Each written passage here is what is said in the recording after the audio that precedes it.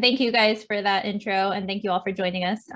Like they said, you guys do have this 2-key 2-lock or 2-lock 2-key, depending on how you say it, implemented at Living Desert, and that was implemented over the last, I would say, couple of years. When we first came out a few years ago, we did do this talk to the staff at that time, so some of you may have already heard this talk, but we do feel it's always important to share the why, which obviously your managers did as well. So since you guys have new staff that have been working 2-key 2-lock, we thought it would be important to go over that again and really share kind of the birth of it. And as you guys can see on the screen, both Dave and myself were at Palm Beach Zoo when we lost our dear friend Stacy. And as many of you may know, Stacy and her husband Jeremy worked at Living Desert for a number of years. So there are many people still at your facility that knew them dearly. And so we do always have a appreciation for being able to share this at any facility, but especially your facility. So with that said, as you kind of also alluded to, Christine, you know, many of us at some point in our career have seen a report on a tragedy at another zoo and kind of had potentially that thought of that could never happen here. But we thought the same, and it did happen to us. And this is why we talk about it. We feel that it's important to not only share our story, but share the story and similarities of other instances that have happened that we found commonalities in, and just really dispel the myths of these instances when you just see them on reports. They were real people, and they're people that were cared about. So we call it making a safe zoo safer. So we never are here to tell an institution that they are not safe. But safety is fluid. So we always want to make sure that we're continuing to learn from things, and we're continuing to talk about how we can improve systems and ways to make our keepers and those around us safer. Anything else you want to add, Dave? No. Okay. Well, I'll start with a little story. So it was 2 or 3 years ago now. I was getting ready to go to a conference in Florida, and I had to run home and drop off the dogs, or let out the dogs, and then go back to work. And then Aaron was going to give me a ride to the airport. So I went home, I let the dogs out and got on the road. I was in a little bit of a rush because I had seen there was a traffic jam on my way home. So I knew I had to really get out of the house quick.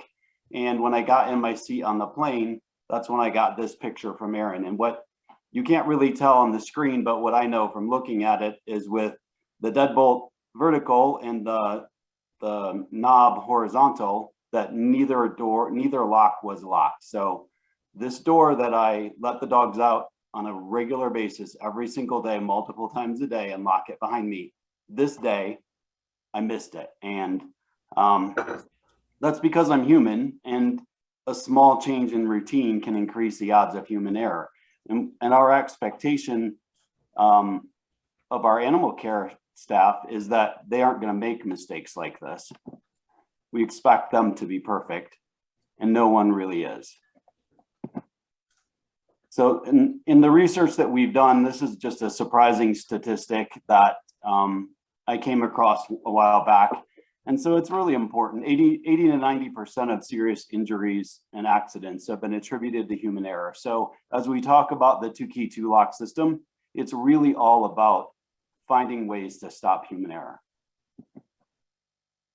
And because we are in the world of safety, words are very important. So we do always just want to make sure that people understand these are not standards or, you know, things from regulatory bodies that we're going to share. These are just our real life experience that we went through, and the challenges Dave will share on what he was challenged with to try to ensure that what happened to our situation doesn't happen again. And again, like I said, other stories and lessons learned, if you will. So none of this is to replace any regulatory body that you have at your facility, federal, state, local, or otherwise.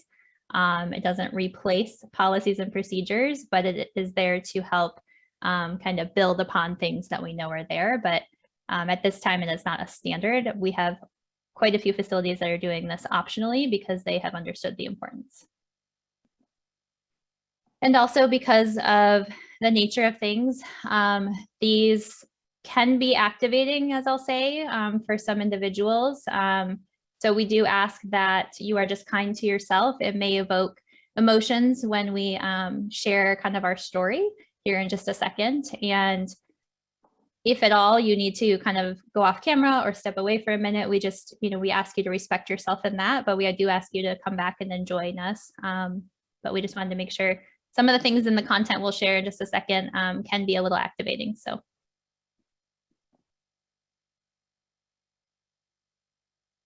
Hopefully.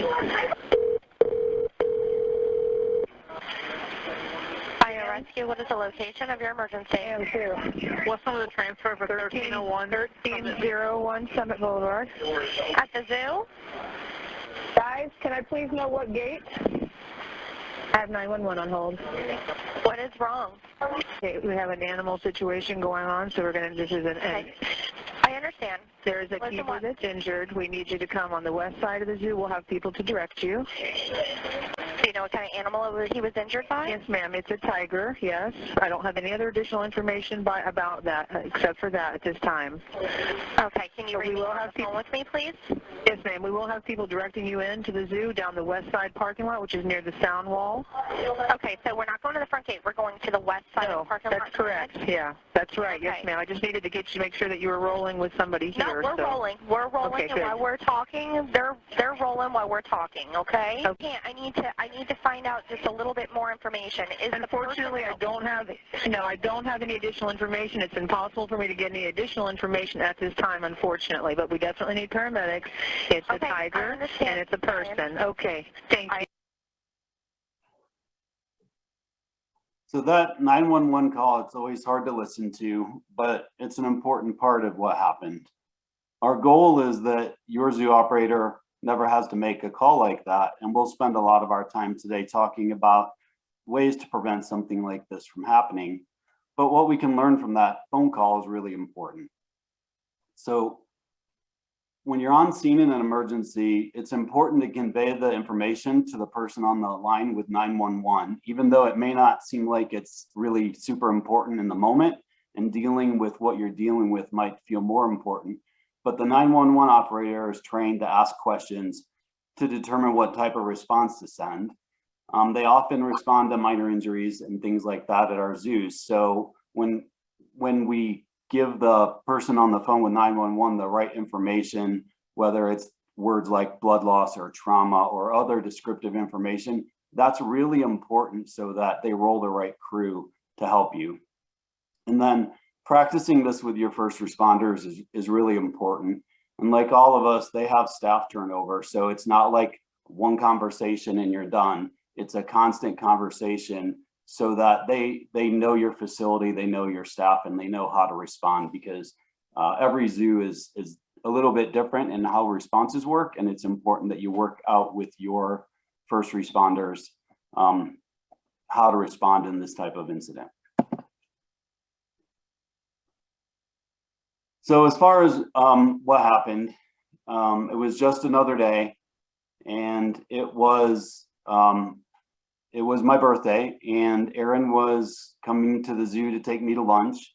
We were going to look at a rental house that we were thinking about renting near the zoo. And so the last thing that I heard on the radio when we were getting ready to leave was the zoo base, who you heard on that 911 call, wishing me a happy birthday. And I could hear Stacy laughing in the background because she knew I didn't want to make a big deal out of my birthday, and she put zoo base up to it. And so I could hear her laughing. And that was the last time that I heard Stacy's voice, because when we got back from lunch, I got back into my office, and then we got the radio call. And there's no way to really describe how you just knew that it wasn't a drill. We've all been part of drills, and sometimes they're pretty realistic. But on this radio call, I just knew. It was my horticulture curator, and he just said, "I need help. There's something wrong in the Tiger Night house." And so everybody responded. I ran over there from the other side of the zoo. And when I got there, prior to this, my role in emergencies and safety had always been pretty minimal. So my role was to man the back gate and let first responders in and out. And so one of the things that was notable for me was that the TV cameras got there before the first ambulance did. And then one of the SWAT team members came in. He had a rifle that I probably could recognize now, but back then I didn't really know the difference. He came in with a rifle, and a couple minutes later he comes out and says he doesn't have a shot, and he put his gun away. And then shortly thereafter, the last image that I have is like a scene from Grey's Anatomy, where the stretcher comes out of the gate with a paramedic on top of Stacy doing CPR, and they load her into the ambulance and haul her away. And I'll let Erin tell about her part of that day. Yeah, so as Dave said, it was his birthday. We did go to lunch. So I had just dropped him off. Fridays were actually my day off. So I dropped him off back at work and then was headed back home, and was probably 5 to 8 minutes out when he sent me a text that said something along the lines of something bad at Tiger. And as many of you, I know you guys do, obviously a fair amount of drills and things like that. And even just the text, even though it wasn't the radio call, it was one of those disbelief moments of, this is a drill, you know, it has to be a drill. So I got him on the phone and asked the question again, and he, about it being a drill, and no, it's not. So I doubled back to the zoo, made it back there in much less than 5 minutes probably. And then once I got there, I went to the back gate that Dave was manning. So thankfully he was able to let me in. I basically, you know, again, you may have caught on my intro, my role is veterinary technician. So that's my title. And as you guys are likely aware, veterinary staff, it's our job to take care of the animal in these situations. So immobilizing them if that's the call. And so I knew the vet staff may have things that they have forgotten to maintain that animal now under anesthesia. So basically met up with the other veterinary technician, asked, what do you need? What did you forget? She kind of gave me a list of, you know, oxygen, the pulse syringe, things like that. Went to go back to the hospital, realized it's my off day. I don't actually have keys. Grabbed keys from Dave and then got the things from the hospital. When I came back, people had moved closer to the building because the animal was darted at that point. A number of reasons why we chose to dart. One of them, like Dave had just described, the police had reinstated that they didn't have a shot. Our veterinarian was able to take a dart shot on the animal through 2 planes of mesh, so basically through a chute. And we also knew that that animal, when darted, has a tendency to flee. So our goal was to get him away as fast as possible. So that is what occurred. When I was over there, we were just waiting for the dart drugs to take effect because they are not instant as they show in the movies.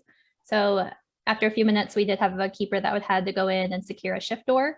And that way the first responders could access Stacy.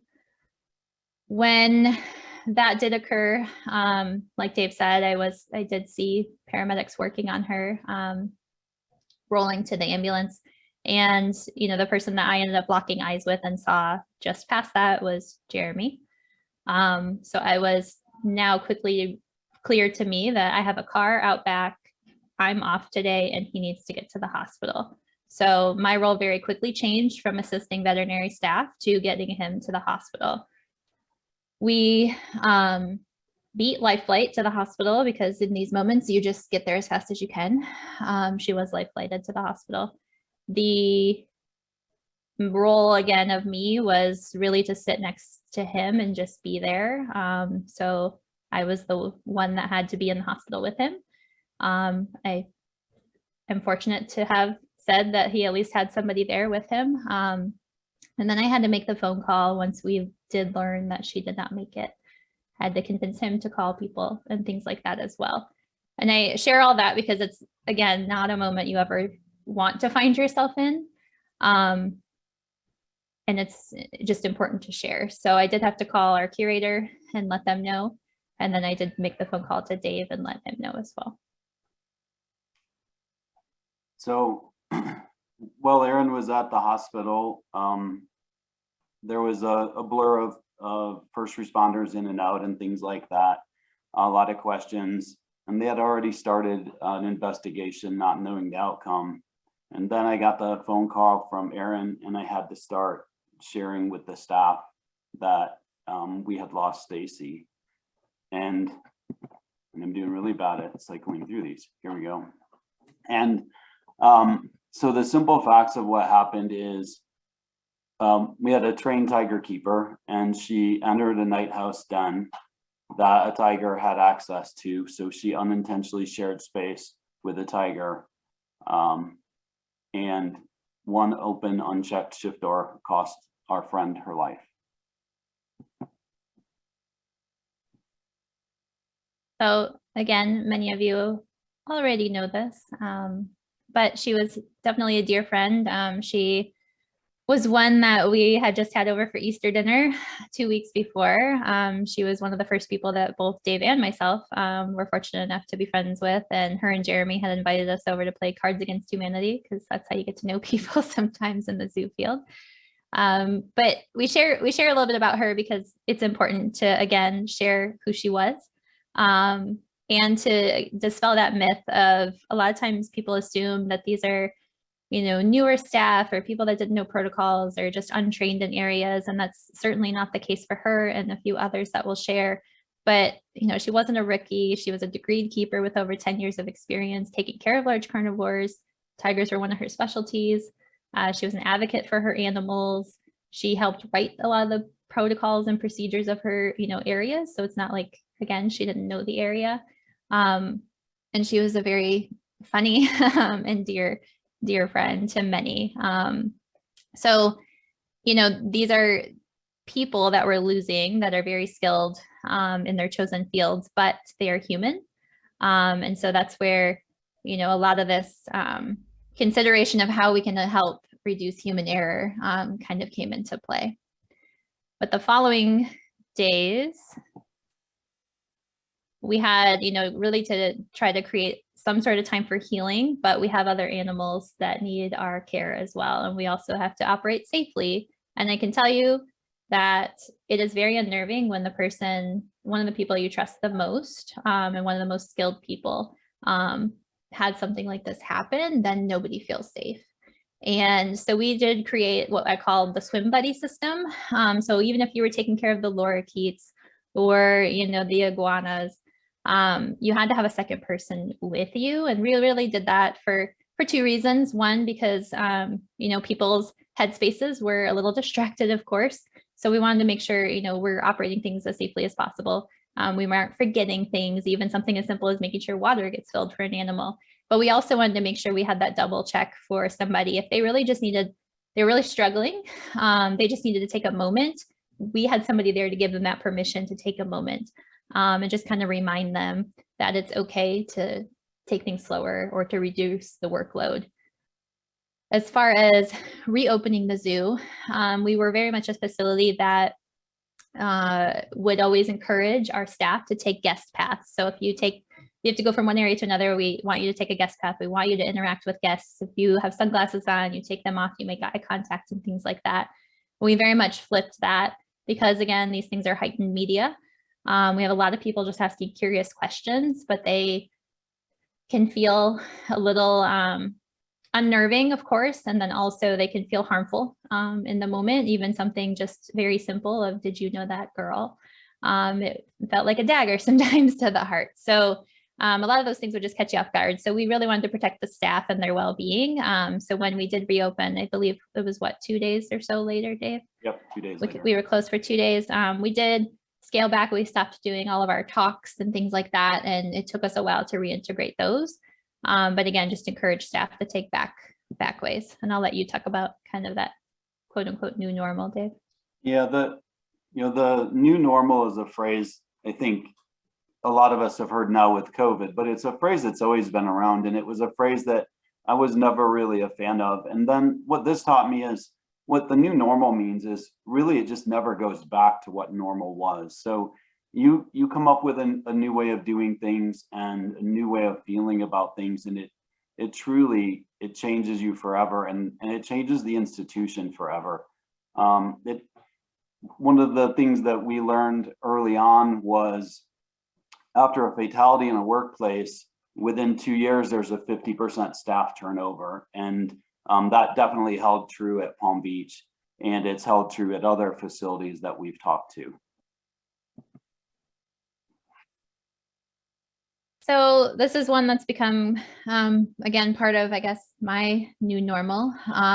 So growing resiliency for aquarium and zoo employees, which is for mental health support for zoo and aquarium folks, is something that has stemmed from this. And that's Grays is a company that I helped co-found. And kind of my realm of that, it really goes back to this day and the grief counseling that we did receive and were provided. So after our incident, the first responders did provide their own counseling services for us because, you know, it's just something that they were able to do. But Dave was in line, I think, next to see them and had multiple different staff members, keeper staff, come out of the rooms saying they're never going to do that again.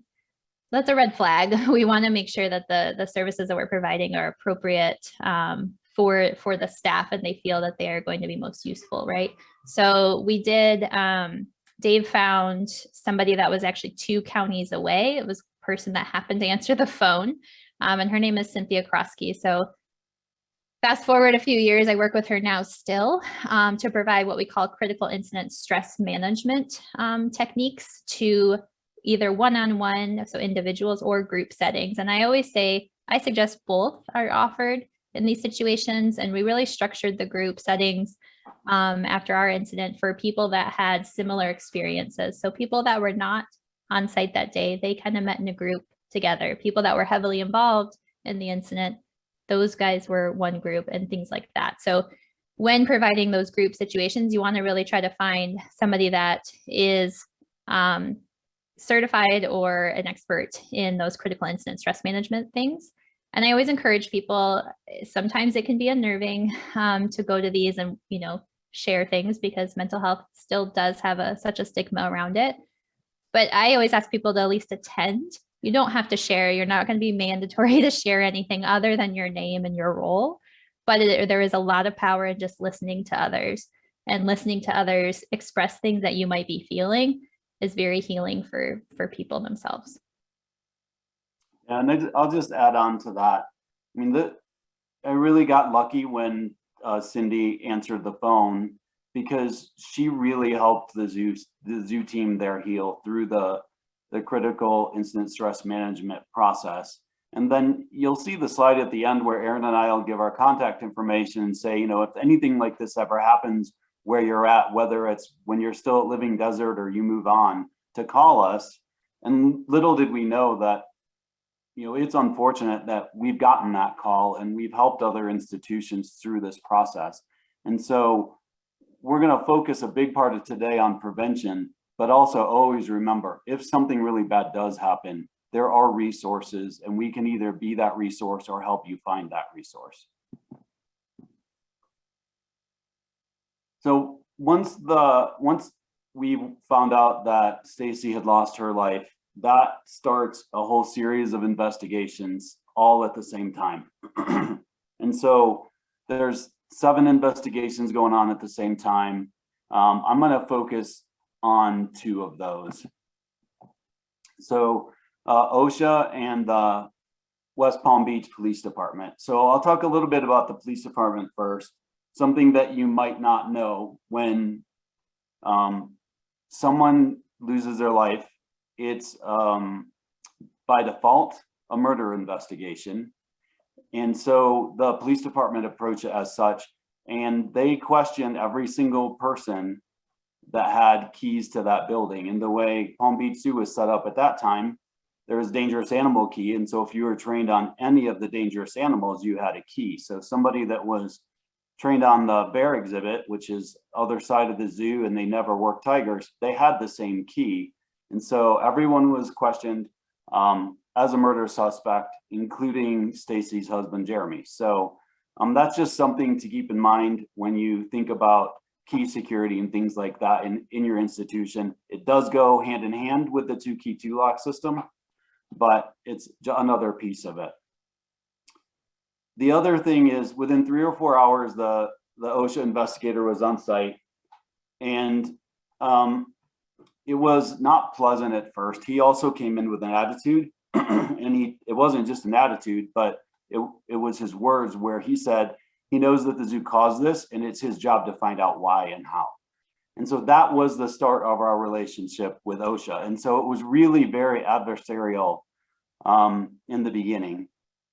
And so, you know, we didn't like his methods, and he did a lot of, like, I'll call it good cop, bad cop interviews with staff. And he would tell us things that were total make-believe to try to get us to take the bait and admit that we're doing something wrong.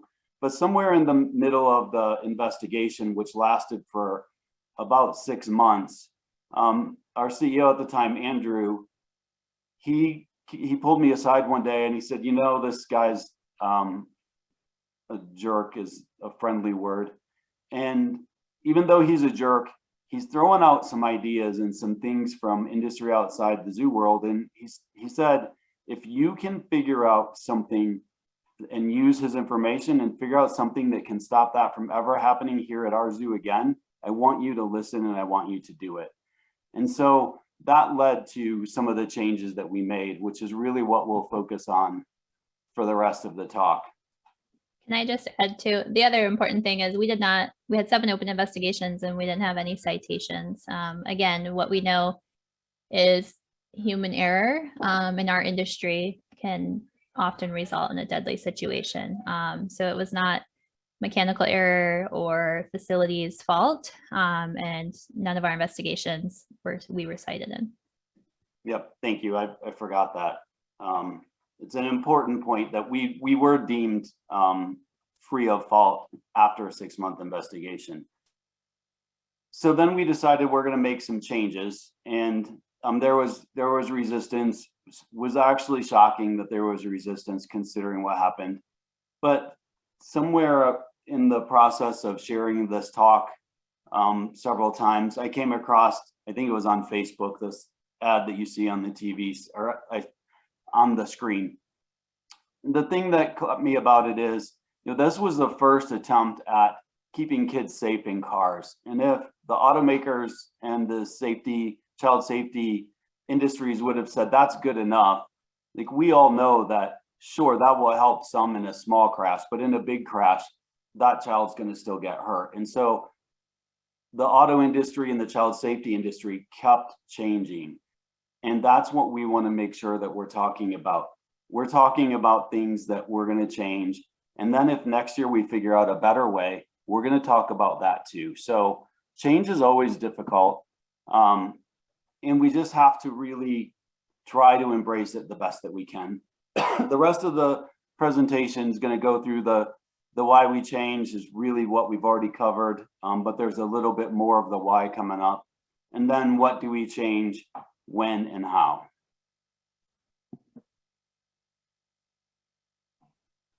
So a while back, the safety committee, when Dave was asked to kind of weigh in on some of the things that the safety committee for AZA actually was working on as far as big cat safety, they had already kind of discovered this common thread that we've seen, right? A keeper working by themselves inadvertently shares space with a big cat. The result is often deadly for the keeper. So we've learned a little bit more about each of these stories. So in 2007, Ashley Paff, an experienced keeper, completed a blind shift of a jaguar, not knowing the animal had shifted back before she closed the shift door. She entered the exhibit and unintentionally shared space with the jaguar. In 2013, Diana Hansen, an intern, was going out on the lion exhibit as part of her daily tasks, working with an experienced keeper, and unintentionally shared space with the lion. In 2016, Stacy Conweiser, a keeper with over 10 years of experience focused on potentially deadly animals, was going about her day and entered a night house den and unintentionally shared space with a tiger. In 2017, Rosa King, a keeper with over 20 years of experience working with potentially deadly animals, was going about her morning routine, cleaning the exhibit that she had closed up the night before, and unintentionally shared space with the tiger. In 2018, Alex Black, an intern working with an experienced keeper, was helping move enrichment into the lion habitat and unintentionally shared space with a lion. In 2018, at the Jacksonville Zoo, a keeper was cleaning the lion habitat when a worker nearby alerted her that there was a lion on the habitat. She was able to then face the lion and back into the moat, swimming to safety after unintentionally sharing space with a lion. In 2019, Kristen Hayden finished securing one habitat and went to enter the second habitat to finish her morning routine and unintentionally shared space with a tiger. So the point here is it didn't matter their level of experience, and it didn't matter whether their institution was accredited by a professional organization. All of these 7 people who we've gotten to know through our work unintentionally shared space with a big cat, and the result was often deadly. As Dave and I started to dive deeper in getting to know each of these stories, he and I did find another common thread that we always want to make sure to share because it's, I would say, just as important to share. So 6 out of the 7 unintentionally walked past an open shift door or walked into a space with an open shift door that the animal then had access to. So it's not like these people walked into a room where they saw the animal. It was the animal had access through an open shift door.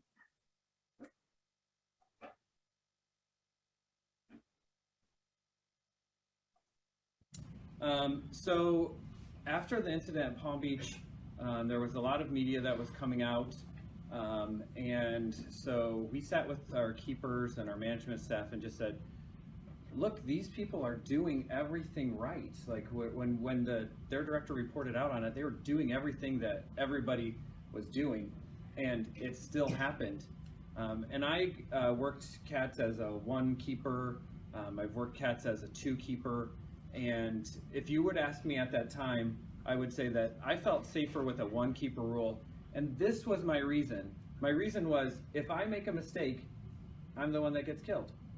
But our industry can't take that. And what happened to Palm Beach Zoo was bigger than just one person's incident. It was to an entire, it was into the entire zoo, and it was to the entire community, and it was into the entire AZA community. And we can't have that be our answer. And so I'm embarrassed to have said that that is my answer, that as a keeper, I was like, well, it was only me that gets hurt. But that's not the truth of these situations. They're way bigger than one person or one animal. So when we had the conversations, we said, well, let's risk assess what our biggest issue is, and that was putting cats into the exhibit. And the risk assessment for that looked like we put a cat in the exhibit, and if one of our exterior doors is open, then a cat is going to escape. The cat's going to escape onto the zoo. We're going to pull firearms. Then we may or may not end up discharging a firearm. Well, that seems really unsafe. So our very first step was to have managers go down and check the exhibit security before we let cats out in the yard. And the keepers were really opposed to that. They're like, why are you checking up on us? We don't want to do this radio call. Everybody knows when we're putting our animals out. And so I said, well, let's just test it for a month. And if we don't like it, it doesn't fit for our institution, then let's revisit it. And after that month, they were like, we're really glad that you're coming down, and we feel like we have support from the management, and we feel like you guys know what's going on in our operation. So the unintended consequence of implementing this policy that they didn't want us to implement was they felt better. They felt safe. So after that, then we looked at other things that we could implement. And I was lucky. I visit Florida a couple of times a year to do sea turtle conservation. And after Dave presented last year, I said, for the first time, I think somebody has figured it out for us. I thought that it was, I've heard 1 keeper rule, 2 keeper rule, which one's safer, and we could go back and forth all day long. And for the very first time, I heard somebody present on something that I felt like that one thing would have saved that person's life. And if you're in any of your roles, but especially if you're in my role or a director role, the last thing we want to do is have that conversation with somebody's family. And so every day that I work, I say, what do I not want to be on a witness stand for, and what do I not want to tell somebody's family? Those are two litmus tests that I use to say, is this worth doing? And this is definitely worth doing. So if you think of a couple of things that Jeff mentioned on that, and I didn't enter that very well, that was from a mid-year safety summit presentation in Jacksonville. And Jeff made a couple of statements. One, this is bigger than one person. It affects the entire industry. And so when you think of the 7 stories that Aaron highlighted, some of them were AZA accredited and some of them weren't. But we're all judged by things like that happened, whether we're accredited or not. So safety with things like this, it's beyond the borders of AZA.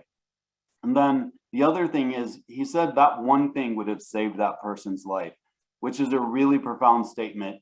And truly, if there had been 2 locks on that door that took 2 different keys, which we'll talk about in a minute, Stacy would not have been able to enter that space. But that being said, safety is a mindset, and it's a culture, and it's a series of things that work together. It's not just one thing. So a keeper at Turtleback Zoo had posted this not long after our incident, and it highlights how many locks a keeper may touch in a career, and we usually gray it out so people don't try to read it. So we'll hit the highlights. So a keeper may touch 30 to 90 locks in one day. Some of them, it's 2 to 3 times. So that would be 75 to 225 locks a day, 300 to over 1,000 a week, up to 60,000 in a year, and over 1 million in a 20-year career. And statistically, that breaks down to if a keeper only misses a lock 0.1% of the time, that's 1 out of 1,000 locks, which is 20 to 60 locks per year. And if you think about the animals again, and the things that we're asking them to do, we add on more, we change routines, all the things. We're asking them to be perfect, and it's just not feasible because they're human.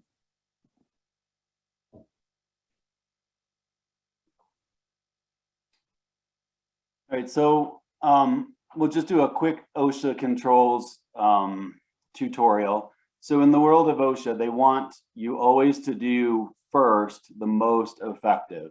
And then in OSHA, the most effective is to physically eliminate the hazard. And our hazards are living, breathing animals that we care about and that are part of our mission. So we can't eliminate them. We can't get rid of all of the potentially deadly animals and replace them with lorikeets and bunny rabbits. It doesn't serve our mission. So the next best thing for us is engineering controls. And that's the core of what we'll talk about for the rest of the presentation. But that is also supported by the other things, which I talked about as a system and a culture and a mindset, is administrative controls. And there's really 2 types. They change the way people work and they increase awareness. And then there's PPE, which is really your last line of defense against any hazard. So we're going to focus on the engineering controls and look at ways to keep staff from inadvertently sharing space with these animals. First, a little history of the 2-key 2-lock system. So in 2016, Palm Beach Zoo implemented the 2-key 2-lock system. Spring of 2017, I presented it at the AZA mid-year conference. Summer of 2017, the AZA Safety Committee held a special meeting at Cheyenne Mountain Zoo, which is where I work now, but at the time I didn't, to talk about the 2-key 2-lock system as well as some other engineering controls to help save lives. Fall of 2017, Cheyenne Mountain Zoo and Henry Vila Zoo were the first early adopters, and they implemented a 2-key 2-lock system.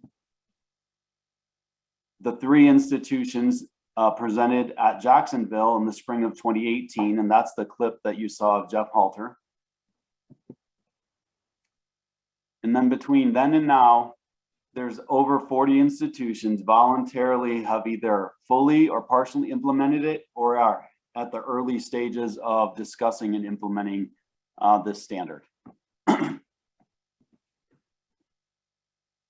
So the 2 key 2 lock system starts with a change in mindset. And if you really try to remember this among everything else, we have our protocols that says we are not allowed to share space with a tiger or share space with a lion or enter a night house den without locking the doors first. There's all these we should not. And the 2 key 2 lock system changes the mindset to I physically cannot. And so this was on a water bottle at the conference, so we just thought it was pretty appropriate and added it in here. But a paradigm shift occurs when the current understanding is replaced with a better one. And so that goes back to safety is going to always be changing, and we're always going to be getting better. So the basics of the 2 key 2 lock system really has 3 parts to it. So one is that engineering control. It's 2 locks that take 2 different keys on every important door. And important doors are any door that may separate the keeper space from the animal space. And those doors can change depending on where the animal's at. But that's when you hear in some of the videos that are coming up, important doors, that's that door between you and the animal.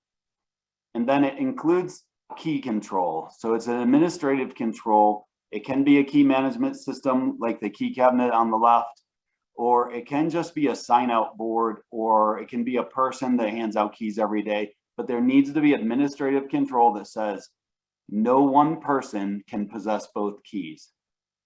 And then the third is a conversation. One tiger. One door shut and locked.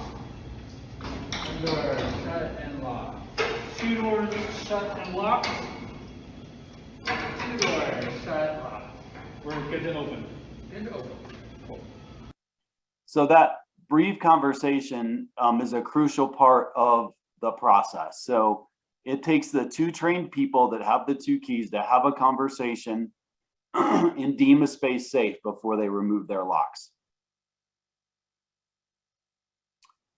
And next is a little bit longer video from Cheyenne Mountain Zoo that they actually posted on Facebook a while back. If you want to see the full video, it's a 5.5-minute video. If you just go on YouTube and search for Cheyenne Mountain Zoo safety, it'll show up, but this will be a clip from it.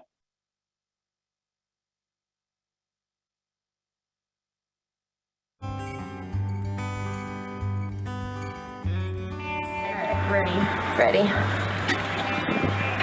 I see a Chewy out in the yard. Oh, yeah, there's Chewy. And I see a Timbu in the side yard. Are you creeping on Chewy? Yeah. Okay, there's a Timbu. Chewy, so we'll do doors locked. That door is locked. So we'll do hallway access to dens for locks. That sounds good. Okay, so that's the door between us. Good. Okay. Need blue on. Blue's good. Yellow feels good. Yellow's good. Blue's good. Okay, so what we just did was Basha and I both went and we looked at Chewy. We saw him in the main yard, and we saw Timbu. You can see Timbu creeping on us back there. And so he is in our side yard right now, and we both checked that the doors between those yards and where we're going are closed and secured.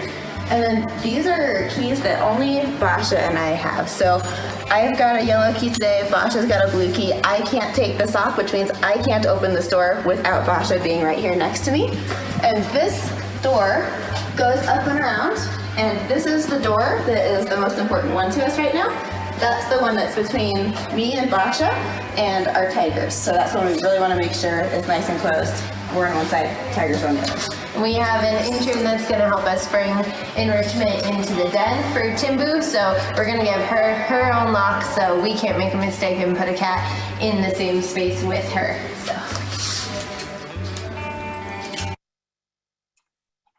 So if you watch the whole video, they go through what the lockout tagout process looks like along with the 2 key 2 lock system.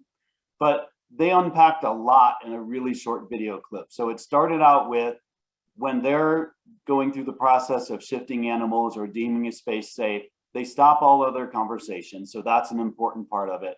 They're communicating all along the way. And then she did a really good job of explaining what an important door is in a really simple circumstance. They have more complicated setups in that building, but that building, one nice feature is when the animals are out on exhibit and they need to do service inside, there's only one door between them, and that's the door that's the important door. If one animal's inside and one's outside, then there's additional important doors that they have to work with. So the next, there's 3 basic rules to the 2-key 2-lock system, and it's a little bit kind of repeating, but all doors between the animal space and the human space that an animal or human could pass through must have 2 locks that take 2 different keys. Those are the important doors. The next rule is no one person shall possess both keys at any time. And then when we talk a little bit about scenarios, we talk about the safety bubble. So the animal is always inside the bubble. The bubble moves and grows around the animal, but it can never be broken. So Can I add one thing real quick, Dave? Yep. So I'll just say, because they shared in that clip is a really great, the important door in that moment, of course, that they're locking out in that moment is the shift door. They're making it a 2-lock, but all the keeper doors that surround that animal bubble or that animal space also have those 2 different locks on them as well. So obviously It's not shown in the video. I just want to make sure everybody who is on understands that. So it would be anything that designates and separates human space from animal space. Yep, that's a great, Thank you. Great point. All right, one of the important things that we did at Palm Beach Zoo was we installed a key cabinet that took fingerprints in order to really have good key security. So some of that was reactionary. We had just gone through murder investigations and we had lost a friend and things like that. So we really went above and beyond. And so some of the advantages of a key cabinet are a human can't make the choice to bypass the rule. They have to, on their own, they would have to have a conspirator. So it would have to be 2 people working together to bypass the system. Where a simple sign out sheet, you could just take 2 keys. And so we really wanted the engineering control for our key control also. So we installed that. The key cabinets have a really advanced technology. They'll send messages if keys are late being turned in, so you can check and make sure people are safe. If somebody goes home and forgets to turn in their keys, it sends an alarm so that you can call that person and have them return their keys, things like that. We have learned there's new technology since Palm Beach installed theirs, and we'll share a document at the end that's got some of the research we've done on different key cabinets, but that's one option. And then the other options, again, can be a designated person who distributes keys, or staff has one key and supervisors have another, or other methods. If you want to do this 2-key 2-lock system, don't let key control be the thing that stops you. It really can be thought through and worked out. And then as we were implementing, we had one keeper in particular that was concerned or felt unsafe if she didn't have every key to every lock in her building. And she couldn't really articulate why. We were able to think of some scenarios that we did feel were important. One would be is if someone gets into an exhibit, whether it's a guest or a keeper, and gets injured, and you're able to recall and secure the animals, but now you can't open the important door to go apply first aid to that injured person, that's a problem. So we brainstormed, should we have like break glass in case of emergency, an alarm goes off with a master key or things like that. And our CEO said, why don't you just give them all bolt cutters? If it's a true emergency and they need to cut a lock to do first aid, we'll buy a new lock. But what that does is it keeps them from, out of convenience, just having both keys. So at Palm Beach Zoo and at many zoos that have implemented this, there are bolt cutters in every building in case of an emergency. Now, one of the things that we're not here to debate is whether 2-keeper rule or 1-keeper rule is the best way. Halter mentioned that in his video. It definitely can be a debate. At Palm Beach Zoo, Though we didn't get cited for anything, OSHA did make a couple recommendations, and one of their recommendations was that we go to a full 2-keeper rule. So Palm Beach Zoo did when they implemented this back in 2016. And to my knowledge, they're the only zoo that implemented it as a full 2-keeper rule. AZA allows both a 1-keeper rule and a 2-keeper rule. Most zoos, not all, but most have some version of what they call a modified 2-keeper rule. So there's 2 keepers present for certain parts of the day. Sometimes it's for shifting, sometimes it's for feeding, things like that. And so if any zoo that has any version of a modified 2-keeper rule, it is a little bit easier. Zoos that are on the full 1-keeper rule, there's definitely strategies to work through without that. But the most important fact is 2-key 2-lock system does not equal a 2-keeper rule. So in the safety research that we've done over the years, where we talk about that, the 2-key 2-lock system is part of a system and a mindset and a culture of safety. So in the study of safety, there's a thing called the Swiss cheese model that I think originally came from the airline industry when they were having a lot of incidents and failures a really long time ago. And the Swiss cheese model, I just kind of adapted it to what we do. Excuse me. So we all have policies and protocols and SOPs like count your cats and close doors and things like that. But there's holes in that. There's human error, non-compliance, whether it's intentional or unintentional, could be insufficient training, things like that. And then there's other administrative controls like color contrast and good lighting and things like that. This one also still has holes like human error, common thread there. Non-compliance, rushing to save time like I did when I was letting the dogs out, things like that. Distractions like your cell phone. Then you can have organizational influences. You can have a strong safety culture and have good routine maintenance and things like that. There still can be human error. There can still be time management process. Emotional, mental wellness can weigh into it. Maintenance backlog can weigh into it.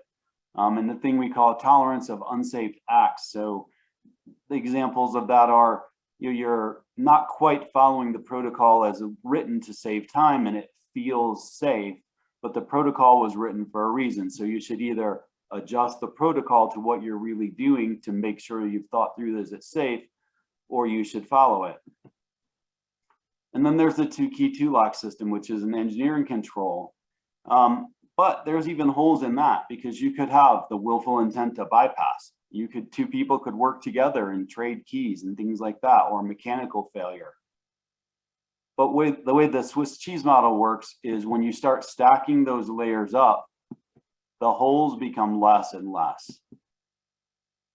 And when you stack them all on top of each other, it exponentially reduces the likelihood of failure. It's still not perfect, but it exponentially reduces it, and it creates a true culture of safety. This is one I touched on a little bit earlier as far as the common thread. So 6 out of the 7 instances that we shared, and we do know that there's been other instances since the last one that we shared. And I would suspect we just don't happen to know more of the information, but I would suspect that this is a similar case. So I always really encourage the policy of all shift doors into a space must be closed and locked before entering what was animal space, but what is now keeper space. So I like to think of it as walking into known territory. So if I am walking into a room and all the exits to that room are closed, I know that there's nothing that's going to just be able to walk right through that doorway, right? Like a door has to be unlocked, opened, and the hazard potentially on the other side would then have to walk through. So there's many steps that would have to occur before that hazard can come in. Or if I'm walking into a room that has open doors, I don't know what's on the other side. So to me, it's an unknown territory because that hazard could be on the other side today. If we switch the mindset, which I see a lot of times at facilities, again, we do a lot of these safety walkthroughs, and I am a relief veterinary technician now, and I've worked full time at many different facilities. And it's often common practice for us to have, a bedroom door or night house door, whatever, exhibit door, things like that, as our access point for keepers to go in and clean. but there's often shift doors then still open to the next bedroom or the next space. And, you know, I think of it as positive reinforcement has taught me every day that that's okay, right? And nothing has happened to me up until this point. But that gets my brain and my mind into the mindset of an open shift door is okay, nothing's going to happen. Where if we flip the narrative to be an open shift door might have a hazard on the other side, I should take a pause and take a step back. That's what we should try to get to. So when I'm walking into a space, I want to make sure I know all the doors are shut so no hazard can come in on the other side. I had this happen to me after we had implemented a strict, obviously all shift doors into a space are shut and locked before we enter it to clean. So that means we were opening up the keeper doors then instead of going through shift doors to clean. Some night houses that I have been in don't provide that ability, but we at least try to mitigate the hazards as much as possible. When I started at a new facility and they didn't have 2-key 2-lock yet, I went down to ultrasound a tiger, and the tiger was in bedroom 1, closed and locked in the bedroom. And then we were entering, we had to, the way they had to orient her, I had to enter into bedroom 2 in order to get the ultrasound probe where she was stationing. And I go to step into bedroom 2. Well, the shift door between bedroom 2 and bedroom 3 was open. And I take a pause, right? Because to me, shift doors open is a red flag versus if my brain's just used to seeing shift doors, I'm just going to walk right by them every day until, unfortunately, today is not the day and there was something on the other side. So I'm always happy to have that conversation with people. And it's one piece that we do usually talk through with folks at their facilities a little bit more in depth. So hopefully that made sense via this Zoom call. But it is definitely a key piece as well to help reinforce the safety. And again, it doesn't have to be that every shift door has a 2-lock component on it, right? It's just that important door that has the 2-lock on it. These would be doors that if they're keeper space to keeper space, they just have a normal lock on them or one of those locks on them, whatever the configuration is in the facility at that building. But making sure they are locked and they are closed in case something's different today and the hazard is on the other side. Nothing can come through a closed door. Thank you. And then two-way communication policy. So the other thing I see commonly, or hear commonly, I guess I should say, is I'm sure many of you have experienced, right? You call somebody on the radio and they maybe do a, it's like a gurgle on the radio. You don't really know what was said back. Did they copy what I said? Or I may ask a question like, I'm just verifying you're off the baboon yard. 10-4. Did the person I asked the question to hear I'm off the bamboo yard, or did they hear I'm on the bamboo yard? What was the question that was asked that they heard and that they're answering? So saying 10-4, saying okay, or copy that, things that don't really provide communication back. I could have had miscommunication on my end and be answering the wrong question, sort of thing. So we really implemented the stronger two-way communication policy. Doesn't mean it has to be regimented and it doesn't have to be perfect every time. It's just to make yourself aware and cognizant of what I'm hearing, what I'm saying back, and confirming. I think there's a thing here, Dave, if you want to hit that. So basically, yes, announcing what you're about to do or what you've just finished doing. So if I said I'm closing, closing shift door 1, Dave would say closing shift door 1 or something like that to just reiterate that I said closing and he heard closing versus closing shift door 1 and then Dave says opening shift door 1 or saying 10-4 or something like that. So just really trying to create more communication rather than just assuming somebody knows what you're about to do, even though it seems silly to be standing right next to somebody and have to reiterate what they're doing or what they're about to do. But I've been by people that they're telling me what they're about to do. And then I'm like, oh no, because on the other side of that is not a good situation. We shouldn't be opening that, So it's just making sure that we're clear in our communication both ways. So I'm clear what I heard and I'm clear what I'm saying.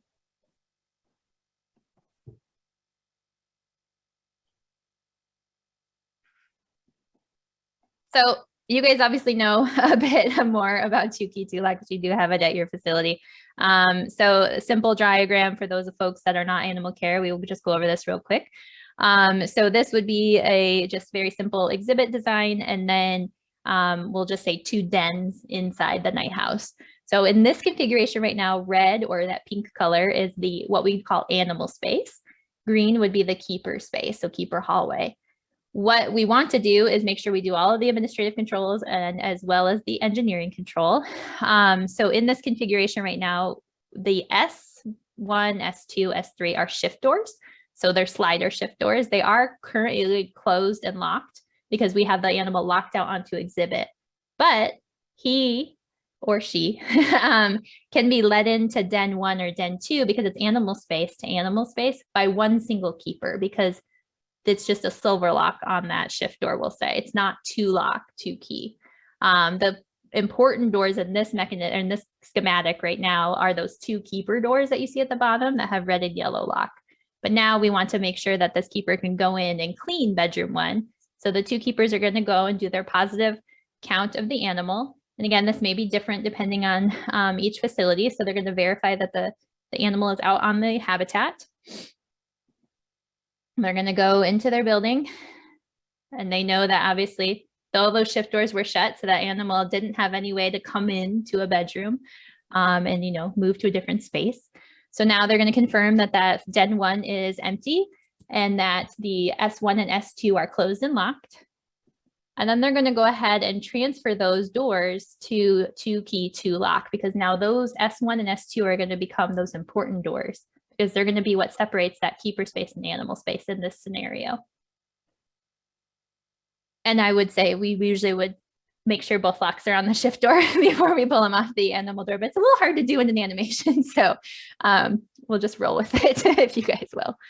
So now we can have the safety checker or that second keeper, that manager, whatever the scenario is that day for that safety person. They can go and this den 1 can remain keeper space as long as we want it to.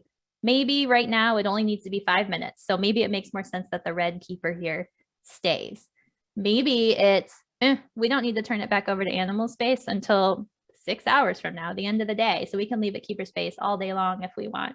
So we could close that, put 1 lock on it, and it'll still be keeper space, because nobody has the ability to make it not keeper space until we have that safety person here. We have that conversation. We do all the same things that we just did to make it keeper space to turn it back over to animal space.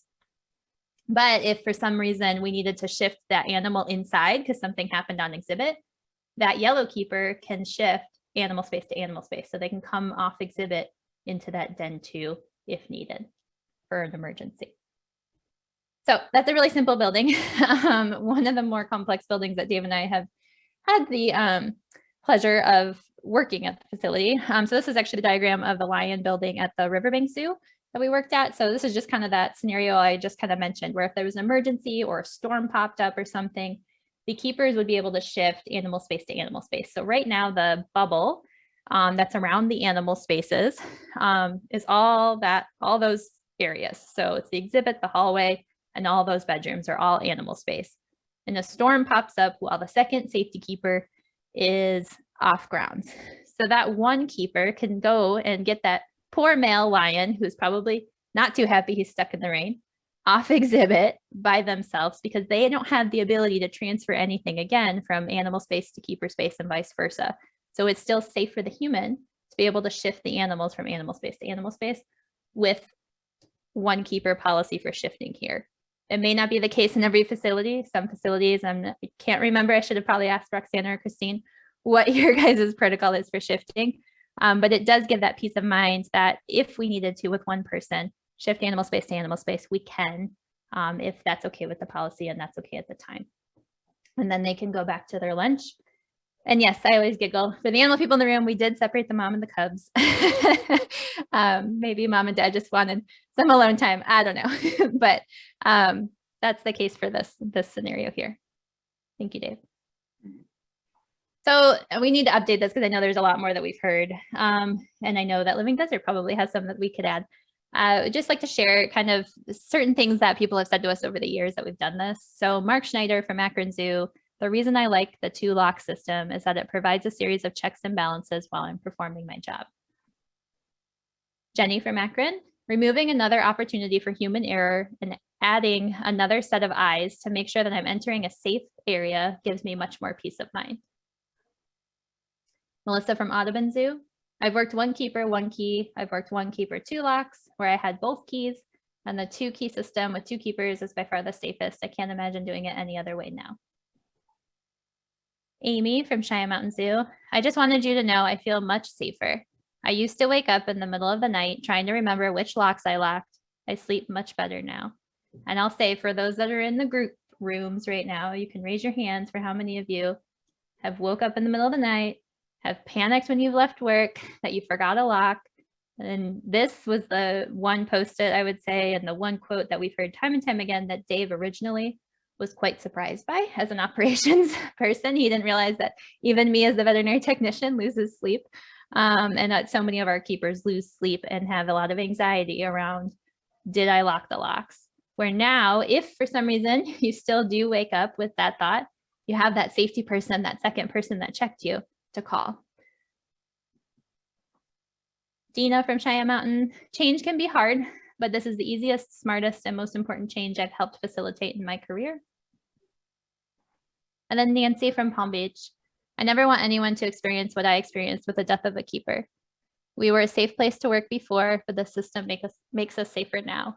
And she was Stacy's direct boss at the facility, and I can say there's a lot of anxiety as that person after such a thing.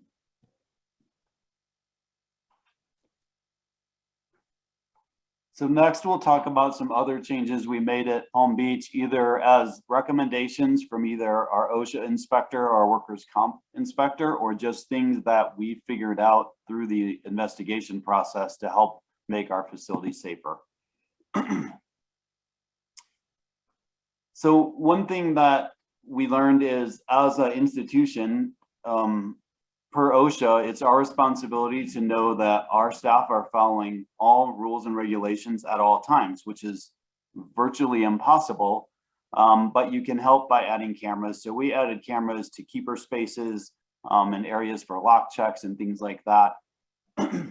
And we thought people would be really resistant, but they really weren't. And the nice thing that it did is it helped with self-reporting, because you know that you could be being watched. Now, there's not somebody sitting watching the monitors 24/7 while keepers are doing their job, but it allows the supervisor to do a spot check. So if I know Erin worked tigers last Tuesday, I can pull up Erin's morning routine from last Tuesday and just see if she was following safety protocols.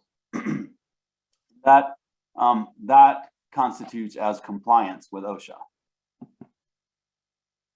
The other thing that was, it's like obvious once they pointed out, but the color contrast, what the OSHA investigator said is, well, we would never have a hazard that was not had color contrast or things like that. And, you know, as a construction person, I've talked to keepers and curators dozens of times. What color do they want the walls in their animal exhibit? And it's always some version of beige or off-white, because they want it to be nice and bright, but they want it to be cleanable. So all we did is we created what I call a wainscot, a dark green wainscot, the bottom 3 feet. It didn't really darken up the space, but as you can see on the pictures on the left, it really made the color contrast between the door and the wall much better. Then gate control signage, we've been to a lot of different zoos now, and it's amazing how common it is that signage is different in one building versus another. And sometimes it's a Sharpie on the wall, and sometimes it's, a label with a label maker, and sometimes colors in one building mean the opposite as they do in another building. And so it's really important to figure out a signage system that indicates your gates are open and closed and has some sort of color contrast or color coding that's uniform across the zoo as best as you can. It helps not only for your keepers, it helps for keepers when they're being trained, and it helps in emergencies. So having things like that be super obvious. One thing that we don't think of is, in an emergency, it might not be the keeper that works in that building every day that's tasked with closing that gate and separating an animal. So always try to make sure you have consistent signage, things like that. What's on the screen is what we did at Palm Beach Zoo, but a lot of zoos have done it just as well in their facilities. And then it's also important that the gate controls have clear labels on the actual gates. I mean, you saw in the video from Cheyenne Mountain Zoo, they followed the cable to the gate. It's also labeled, but not all gates you can follow the cable, especially if you have hydraulic gates or things like that, or your cables go behind some shield to keep the animals away from them. So to have that label that connects the operators to the gates in very clear and large readable numbers. And then this one is something that the OSHA inspector suggested. He said, you know, if you have an electrical cabinet that somebody has to enter, it identifies the hazard and how to mitigate that hazard. And so he just asked, isn't there a way you can do that for these bedrooms? And so we just created this sign. It's probably a little hard to see on your screen, but the graphic shows each gate where the operator is, and then list what gates need to be closed to comply with that rule that Aaron talked about. All gates need to be closed before you enter. So that sign's on the door. And for the keepers that use that every single day, they know it by heart. They don't have to do it. But what it's really helpful for is if you have your maintenance person that has to go work on the drinker, now they can look at that sign. They know that it's safe to be entering, and they can feel better about it themselves. And then the same if you have an emergency and you have first responders and you want to explain to them that the space is safe to enter, you have a sign on the door. They can look at the diagram, trace the operators, and make sure they're all locked so they can enter. And then on the left, the light switches on the exterior of the building. We do most of our work during the day, so we don't even think about it. But when we went back to the Tiger Night House around midnight, the night of the incident, so that the OSHA inspector could turn the building back over to us, we knew that the animal was as secure as he had ever been, but the fact that we had to enter the building into the keeper space, which is secondary containment, to turn the lights on was really unnerving. So again, as a construction person, I built all kinds of holding buildings in my career. Many of them have the light switches just inside the door like it would be at your house. So we moved them all to the outside. And then bubble mirrors to see blind spots. They're really important. They're really helpful. It's important that they're the right size, and it's important that when they get out of adjustment or get dirty or whatever, we don't just live with it. We've been to quite a few facilities, and we walk around with the keepers and the managers, and they'll make a comment, oh, that bubble mirror's been out of adjustment for 2 years. And they'll ask, well, is there a work order? Well, no. And so advocate for yourself. If something needs adjusted or fixed or whatever, advocate for yourself. Try to do your best to make your space safe. And then PPE, and I kind of like Aaron said, I don't know what Living Desert's policy is. The policy that we had at Palm Beach at the time of the incident was if you were entering a dangerous animal space, you had to have your OC10 spray with you. And what we found in the investigation, that Stacy's OC10 spray was on the counter in the keeper kitchen, not on her. And so we just made a change to the policy. If you're a dangerous animal keeper or potentially deadly animal keeper, in the morning, you put your OC10 spray or bear spray on your belt and you take it off at the end of the day. It stays with you all days. There were a few small primate exceptions, but those are all things, those are one-offs that you work around. And then, you know, it's important to train and practice as if your life depends on it. We've heard several stories where someone's in close contact with an animal and because they don't practice it and it's not muscle memory, they don't even think to use their bear spray. But we've also heard instances where it has worked against animals like tigers and lions. So it is an effective deterrent and gives you a chance to find a safe space. And I always tell people it's going to be 0% effective if it's not on your person, where it may potentially help if it is on your person. That's why we did switch it to be part of our uniform. But again, it's only as good as you remember to use it and how quickly and things like that. Yep. So now we'll go through some slides and we'll share some things we've learned from other zoos. This will just take just a couple minutes. Akron Zoo has what they call the red mailbox policy. And so they address cell phone distractions in the way that outside every secondary containment space, there's a red mailbox. And whether you're the CEO of the zoo or an animal keeper or a vet or whatever, your phone goes in the mailbox. Now, there are ways for exceptions if you need to use your phone to take some pictures. It's a radio call and you get that permission. It was, when I was there touring that day, it was a big deal because I had a blanket pass for the day to take my cell phone with me so that I could take pictures along the way. But that is a rare occurrence there.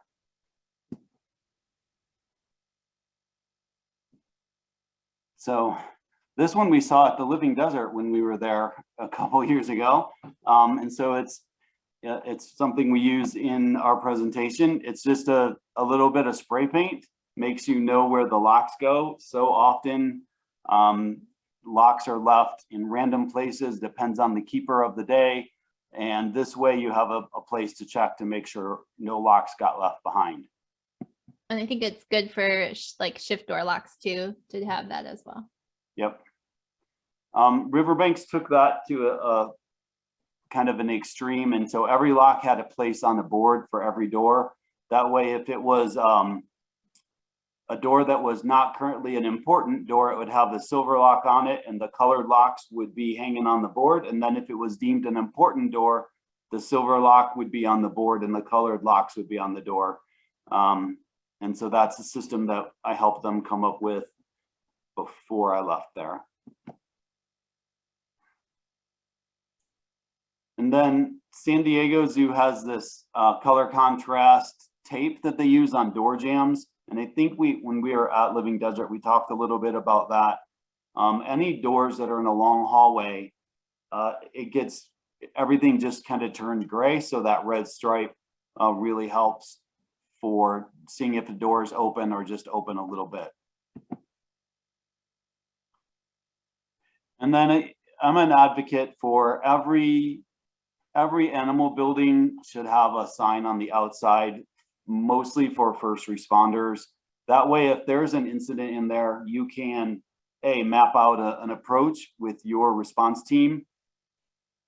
And you can help clarify with the first responders why a space is safe, because they will not enter a space if they don't think it's safe. And so you have to prove to them that it's safe, and a map helps. And a lot of your responders, again, there could be an emergency going on in the building, and it might be a keeper from another area that needs to close a shift door. It might be your firearms team that's not in the building every day. To have that map on the outside is a big help. Door indicators.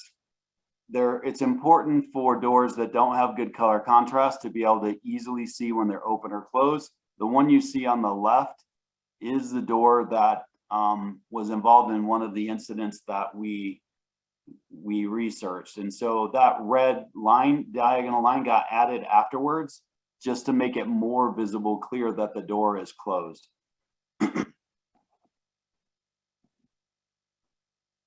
And then the exhibit access tracking board is something Disney uses. So whenever anybody enters the building, their ID goes in one of the slots, and you can kind of see on the left, people that are trained and access the building all the time, their ID sits on the left. When I was visiting, I just put my driver's license in a slot because they have different keepers might take care of the lions in the afternoon than did in the morning.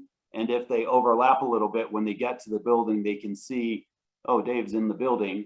So they can make sure and seek them out. And then the board at the bottom, you can see on the right, there's the caution sign. The board on the bottom, you can hang on the exhibit door. If, say you have a horticulture team or something like that, that's working in there, you take that portable board, you hang it on the door and make sure everybody accounts for their IDs. before they let animals back out on exhibit. And then the last one is when I was working with the keepers at Riverbanks to try to figure out how to make the 2-key 2-lock system work in one of their more complicated buildings. They were really worried that, well, it's different every day, and we have to have total flexibility and all of that. And I said, well, let's just go through a day. And so they talked through the day and what areas they have what animals in, because they had 2 non-compatible tigers. So they had one space, but they had to always have space between the 2 tigers. And so we worked through it. I said, okay, well, what's it going to be the next day? And when we worked through it, there was really only 5 setups that they used on a regular basis. And there's flexibility to do other things. So we just created these maps that help them train and learn. Again, it's like the signs on the doors. When you're doing it every day, it becomes muscle memory. But in the training and then in the verification process, the maps really help them.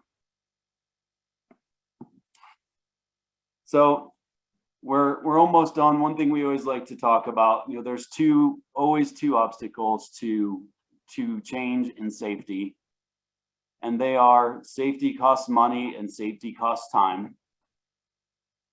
But the reality is injuries and fatalities cost money, and injuries and fatalities cost time. And so you can either invest in safety or you can roll the dice and maybe you'll spend the money on injuries and fatalities.